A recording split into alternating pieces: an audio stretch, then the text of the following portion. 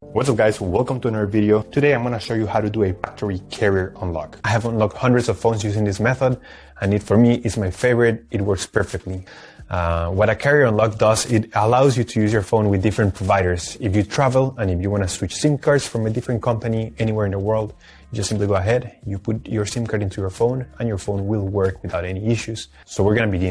So to start, we're going to get the phone's IMEI number. That's a unique number for every phone. So to get it, simply dial *#06#. As you will see, your 15-digit IMEI number will appear in the screen of your phone. This number is very important. It represents the ID of your phone, and keep it somewhere close because we're going to use it in a few seconds to unlock this phone. Okay, now we're going to switch to the computer.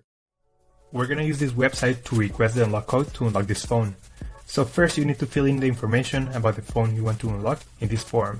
Processing times may always vary, so be very patient. It may be very fast sometimes, but sometimes it may also take a little bit longer, so just keep that in mind.